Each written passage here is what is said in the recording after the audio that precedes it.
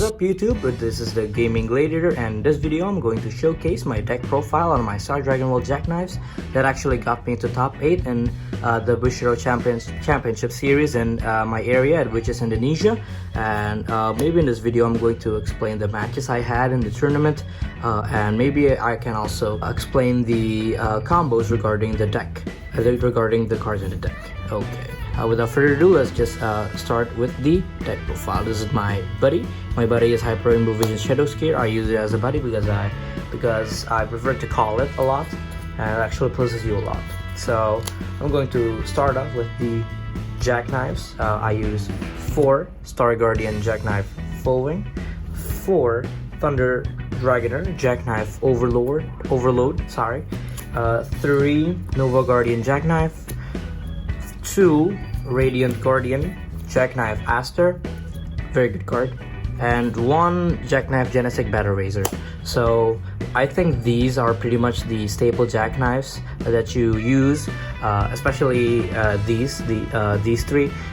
First off, the Jackknife Fullwing is very flexible. Actually, it can attack, it can change into jackknives, it can plus you so much because it basically draws you 1 card each battle phase. So that's good, and it also can, like I mentioned before, it can change into other jackknives from your hand. It's a very good card, a very versatile card. You basically kind of want to end your turn with this because depending on the situation, you can actually change jackknives. Yes. Next is the Thunder Dragoner Jackknife Overload. This is a very staple jackknife here because it actually prevents your souls from being dropped. Very important if you're fighting against decks like Dimension Dragons, where they go into Lost World fast and they can call Apak Destroyer. If you had this in your soul, you basically don't have to worry a lot because your soul can't be dropped. Not only that, this card also packs a very good punch, where it has the overturn, where you can actually call any jackknife that you want from your deck. I usually call this, or if you need it in that situation, you can call Jackknife Aster if need may be. But nevertheless, it's a very good jackknife, very versatile. I think in the future deck profiles, this would be frequently used. I mean, searching out jackknives for free is just pretty insane, actually. Next is a Nova Guardian Jackknife. It's a very good jackknife. It's the jackknife that you use if you wanna plus a lot, if you wanna search for cards, basically. Because when it enters the field by card effects, it mills you 4, and then you can add 1 from those 4 to your hand, and then the rest goes to soul. It gives you a nice card selection, and not only that, it can be very offensive and also very defensive. It can give itself triple attack and counter attack for the measly cost of removing 1 soul. And it also has move, so a very good card if you're trying to fill up your soul and everything. It's a very versatile jackknife. Next is the Jackknife Aster. Jackknife Aster here is just for defensive purposes, of course, because it actually gives itself immunity to destruction by effects during your opponent's turn, as long as it has a Dragon Arms in its soul. A very good card, especially when you're fighting against decks like a Thor that mass destroys your boards. Also, other decks can also destroy cards by now. And not only that, this also protects you from effect damage. That is very important, very relevant in this meta. If you look at Dimension Dragon, it has a 10 damage impact and everything. Thora has a Terminator Ring that pings you on each turn, and Rosalia has the whole field has penetrate. If you have this, they can penetrate you. A very good jackknife. If you're playing jackknives, I highly recommend that you grab this and put it into your deck. It helped me a lot in my Rosalia matchup. Yes, I fought against Rosalia and also the Dimension Dragons. It saved me a lot during the Dimension Dragon matchup. I called this and they can't impact me. Very good card. Next is the 1 Genestic Battle Razor. I actually only called this once during my Swiss rounds.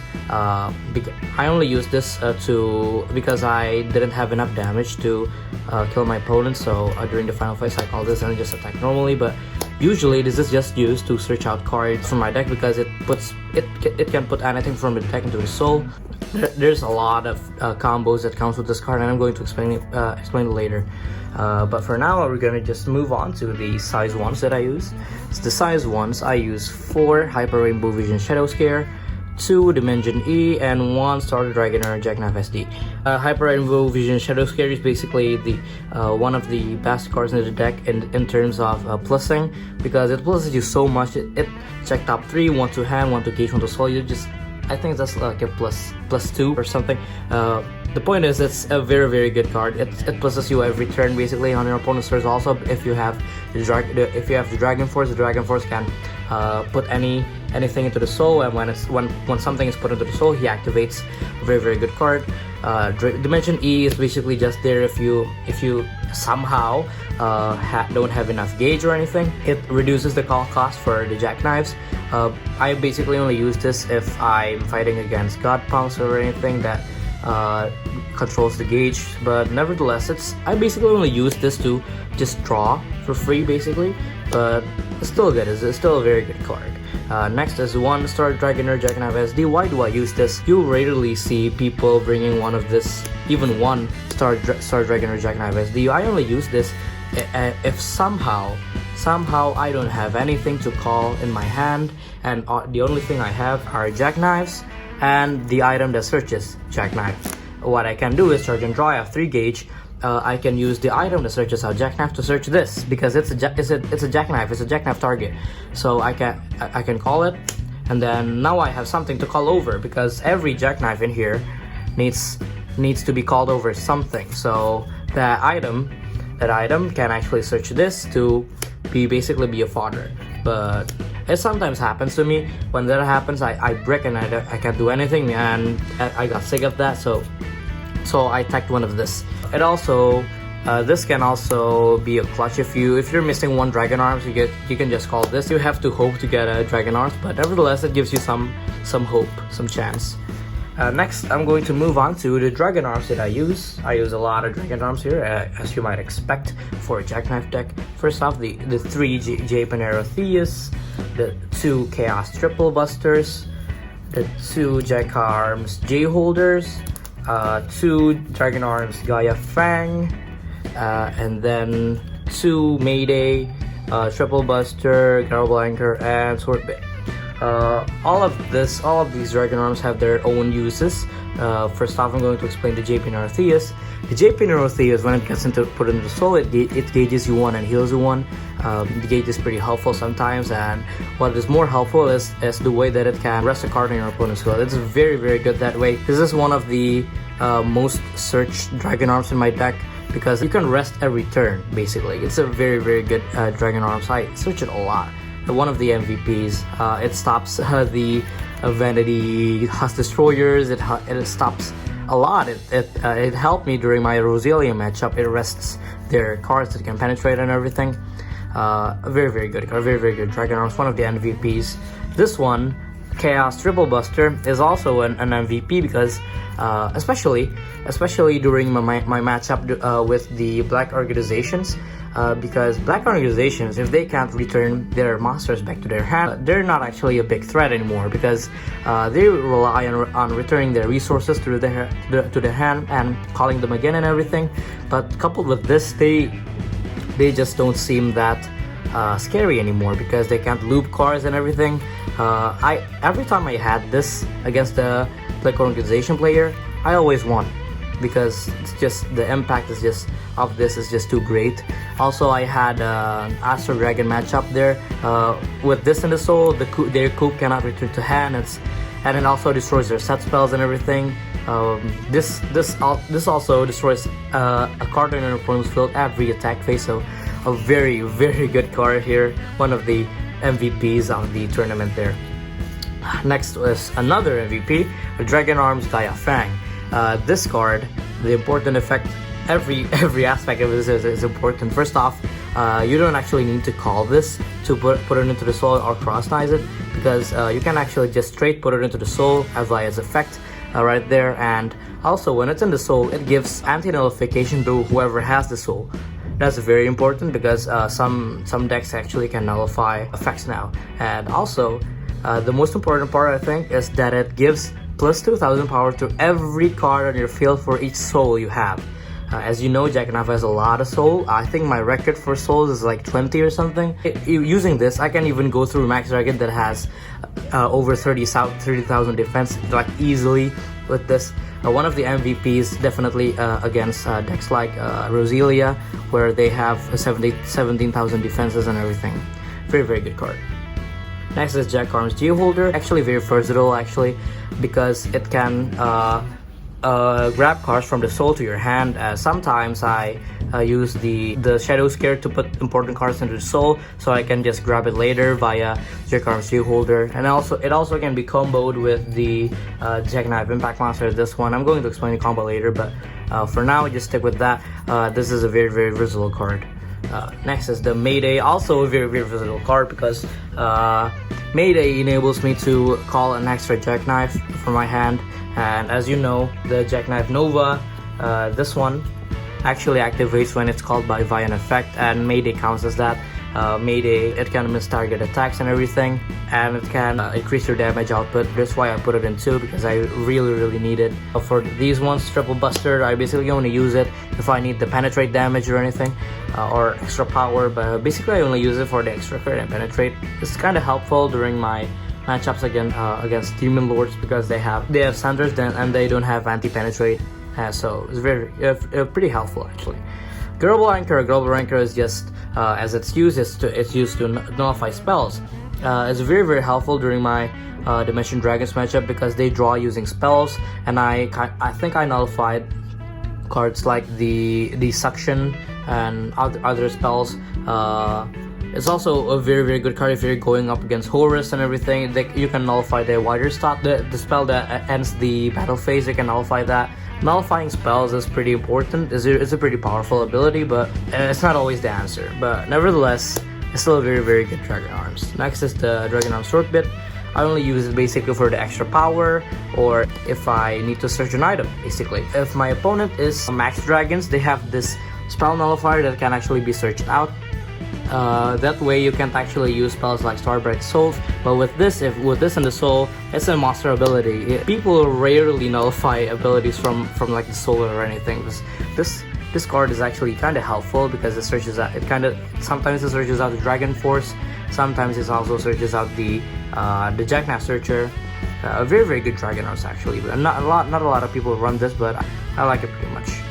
The only regret I have from my Dragon Arms is that I don't put Debris Sweeper in my main deck, because actually if I use Debris Sweeper, this one, I actually put it in my sideboard. If I had used this, I would have a definite edge against my matchup against like Demon Lords, basically anything that calls a lot from drop zone. So next, I am going to explain the items. I have 3 Cosmo Saber Gold Ritter and 2 Dragon Force. Pretty standard. Gold Ritter is just there to search out Jackknives. The only drawback is this, that it uses 2 gauge, but gauge isn't really a problem in here, so it's a very, very good card. It searches out basically every Jackknife, every answer that you want. You can search out Aster, you can search out the Nova, or even the Overkill one, the Overturn one. And like I mentioned before, if I only have like Jackknives in my hand, like this, and all other cards are like garbage or anything or something, I can just use this to search out the Jackknife SD. So I can just call that and then call. So I can just call that and then call him. Yeah, that's why I used the Jackknife SD, like I mentioned before. Very, very good item. Dragon Force. What do I need to explain for this? Basically already explains itself. It's a very, very good item. First off, it has double attack, it has strict crit, 7,000 power. The most important aspect of this is that it's, first off, it's indestructible, cannot be destroyed, cannot be bounced, cannot be nullified, and also it searches out any Dragon Arms that you want from your deck. That's very insane, that you can basically search any answer that you want from your deck. For example, if your opponent has a multi-attacker, you can just search this, rest it. If your opponent bounces a lot, search this, anti-bounce. If your opponent nullifies a lot, you can search this, anti-nullification. If your opponent has huge walls, you can search this. You can also search this, gives you power. If you need to call more jackknives, you use this, call more jackknives. If you need penetrate, you can equip this. If you need spell nullification, if you're against basically any legend work deck, you can just put this into soul, and then you can nullify their wider stock. This item is definitely the MVP of the deck. Without this, I don't think jackknife will be viable, if anything. This is the best thing that could happen to jackknife players. An item that basically searches every answer in the history of Dragon Arms. A very good item. Very good. Next is the spells that I use. 3 Star Bright Souls, 2 Star Jack Revival, and a bunch of one-offs. Star Alternate, Star Believer, Ice Lilac, Recover Veil, and Heavenly Crystal Awakening. Star Bright Soul, first off, I mostly use it during the first turn if I want to equip the Dragon Force. I basically always want to equip the Dragon Force. It can search it out, and also if you have it in your hand, if you already have the Dragon Force, you can actually salvage Jackknife or Dragon Arm. I considered bringing like 4 of it, but I think 3 is the right number for it. Next is the Star Jack Revival. This card is freaking broken. It gives your Jackknife anti-destruction. Your Jackknives can't leave the field. Your Jackknives can't be touched. Basically, this card is insane. And against auto win decks like the Requiem, I believe, and the Cursed Dragons, you can just use the bottom effect where until the start of your opponent's next turn, you cannot lose the fight. It's a simple line of text right there, but it's a very powerful effect. And if need be, if your opponent like deals you damage during your turn, like Thora does, you can just use this. Make yourself indestructible. Make yourself cannot lose the fight. I know your life is at 0. You might lose during your opponent's turn, but coupled with the impact monster, where's the impact monster? Coupled with the impact monster, you can just call him, and then from the deck you can just equip Japin or Theus, and then you're gonna gain 1 life. And then your life is gonna be 1, and then you're back in the game. Very insane. Very insane. Jackknife has a lot of answers to a lot of decks, and this gives the biggest answer, because giving your Jackknife indestructibility from anything, even attacks, is just far too insane. Even though it's once per fight is very enough. It's very helpful, obviously, against Rosalia. I can just slap this on the board and then okay, pass turn. Against Dimension Dragons, they had like a full board and everything, like Vanity and everything. Slap this. Okay, skip turn or go to final phase or anything. It's very good. This card is one of the best blessings that Bushi gave for Jackknife players. Very insane. Next is the one-ups. Star Alternate, basically just a utility cards. Star Alternate can call cards from the soul. You can store cards like the Aster in the soul to just to call it, or Nova even, or a lot of cards actually. It's a very good card. You don't actually have to run this, but I prefer to run it to add an extra attack basically. Very good card. Star Iris Lilac, Star Believer. Why do I use only 1 of each? Because they're both once per turn, and I want to maximize my draw power. So yeah. Heavenly Crystal Awakening. I think this is the most plusing spell in the history of Buddyfight. I think it gives you charge 3 and draw 3 for basically free. It only costs as overturn, and you can overturn in with Jackknife very easily. I mean, the Jackknife overload can be searched out and everything, and the only cost for overturn is discard 1, and it's during attack phase. It's very easy. It helps me out. A lot actually. Very good card. Recover Veil. I only use this basically for the Anzu matchup, for the Idolmaster matchup. Also gives you gauge, and sometimes it does prevent FTKs from happening. Also, if need be, I can charge 2 gauge and change to Lost World. Okay, next, of course, I use 2 Lost World. A funny thing is that I almost never touch Lost World during my Swiss rounds. Even in the top 8 match, I didn't actually touch the Lost World. but it actually gives you a lot of longevity because your deck runs out pretty quickly actually, and by using Lost World you basically refill your deck and everything, and also you get a lost deck. And also if you don't have enough answers in your deck, if your opponent's cards cannot be actually destroyed or anything, or be controlled or anything, sometimes the way to go is just go into Lost World. I think I only used Lost World like twice in 2 rounds or something. No, nevertheless, Lost World is still very, very good. Next, we're gonna go into my last deck. For the monsters, I run the ever so cheap Turtle deck. Vanity has Destroyer, 3 Vanity Epoch Destroyer, 3 Care Fobman, 2 Deo Gains, I don't know how to pronounce that, and 1 of the Olectius Origenis, 1 of the Fallen Fang Orcalator Odorio, and 1 Vanity House Destroyer Skull. My last deck is kind of a budget-ish last deck, but nevertheless, it was Lost World. So what can you say? These cards are very, very good. Very, very good. Next, I use the item Lostless Heiser. Very good item there. It can't leave the field, and it has triple tag, and also has Penetrate. A very, very good item there. And if you have 3 cards on your board, it's basically free of cost. So yeah, there's that. It's basically free. Very, very good card there.